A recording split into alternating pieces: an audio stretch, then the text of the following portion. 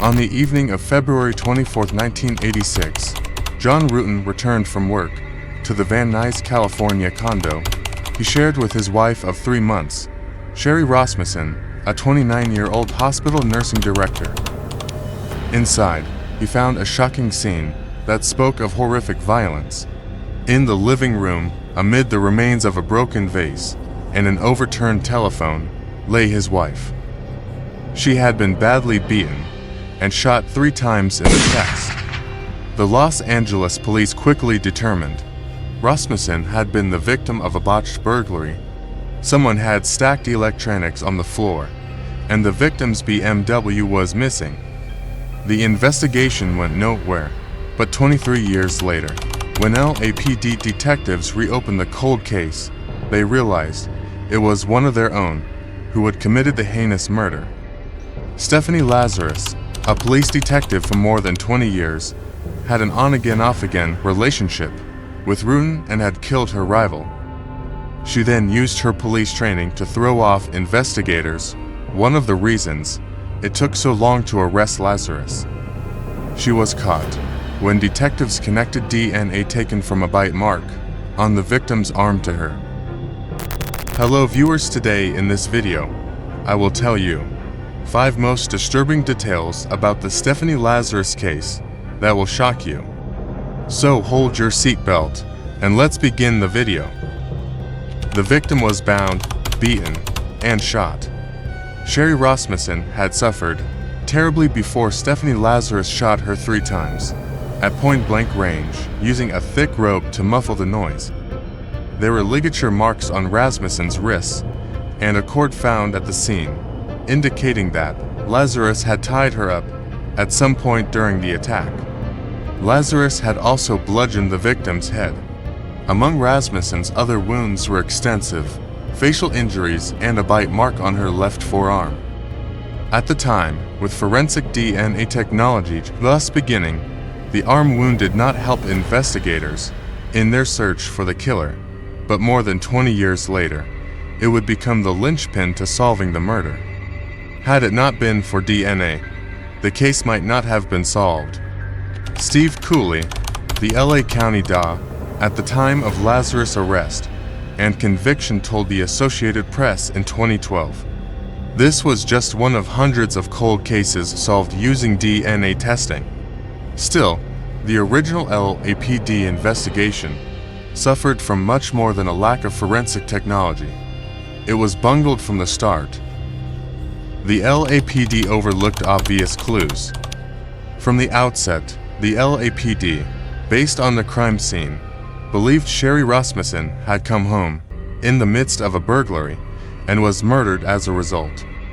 This theory was later bolstered by an armed break-in in the same neighborhood involving 2 unidentified men who police were unable to track down. But detectives ignored the pleas of Rasmussen's father, Nels, to look into Lazarus as the potential suspect. Lyle Meyer, the lead detective on the original case, later denied Nels had mentioned Lazarus to him. Investigators also failed to interview witnesses who had seen Lazarus harassing Rasmussen at the hospital where she worked not long before her murder. Later, pieces of evidence and interviews with John Ruetten and Nels Rasmussen went missing from the police files. It did not help the LAPD investigation that one of their own had been behind the crime and knew how to throw off suspicion by staging the scene to look like a burglary had taken place. Lazarus used her police training to throw off suspicion. At the time of Sherry Rasmussen's murder, Stephanie Lazarus was an LAPD beat cop, but already knew enough about police work to throw detectives off her scent. At her trial, Mark Safaric, a former FBI criminal profiler, told the jury that the killer made the crime scene appear as if it had been a burglary that Rasmussen interrupted. While on the surface, the electronics on the floor and Rasmussen's missing car did seem to point to the burglary theory, there were many other elements that did not jibe with an actual burglary.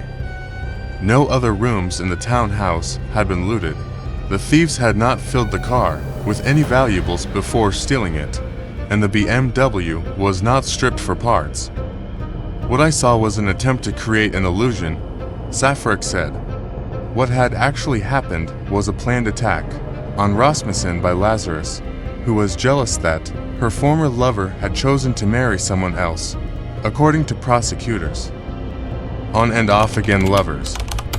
Stephanie Lazarus and John Ruetten first met during college at UCLA in the late 1970s and casually dated on and off for several years. Then, when Ruetten became engaged to Sherry Rasmussen, Lazarus became jealous. She and Ruetten slept together once, after he would become engaged to Rasmussen, and Lazarus began to harass her rival at work, even bragging about having had sex with Ruetten to Rasmussen, according to Matthew McGows. Then, in 1989, 3 years after Rasmussen's murder, Ruetten and Lazarus reignited their relationship on a trip to Hawaii. Vanity Fair reported that he would contacted Lylemeyer, the lead detective in the original case, before the trip to make sure there was nothing tying Lazarus to the crime. Meyer said there was not. Ruetten was unknowingly having sex with his wife's killer. The two again drifted apart. Ruetten remarried and had a family. Lazarus went on to marry a fellow police officer, adopt a daughter, and rise through the ranks of the LAPD to become a detective specializing in art theft. The bite mark that led to Lazarus' arrest. The evidence that finally tripped up Stephanie Lazarus came from the bite mark she would left on Sherry Rasmussen's left arm. In 2005, Jennifer Francis from the Cold Case Homicide Unit looked at the case and realized the swab taken from a bite mark on Rasmussen's arm was missing. She tracked it down to a coroner's freezer and learned the bite came from a woman. Yet, when she brought it to her colleagues, they did not think that was reason enough to reopen the case. Then in 2009, during another cold case review, different detectives decided that the fact that the bite came from a woman meant the case was worth revisiting. The detectives were able to get a usable amount of DNA from traces of saliva taken from the wound that had been sitting in storage for more than 20 years. They also noticed that Lazarus was listed in the case files as a former girlfriend of Ruetten. After they began secretly investigating their co-worker, detectives recovered a straw and cup Lazarus had thrown away. The DNA matched, and they arrested Lazarus in June 2009 at LAPD headquarters. In 2012, following a 5-week trial, a jury took less than a day to find Lazarus guilty of first-degree murder. A judge sentenced her to 27 years to life in prison. In November 2023, Lazarus finally admitted to killing Rasmussen, but did not apologize to the victim's family and said she was not planning to kill Rasmussen when she went to the condo that day. Lazarus is currently serving her sentence at the California Institution for Women in Corona. Initially set to be freed on parole in November 2023, a state parole panel later blocked her release.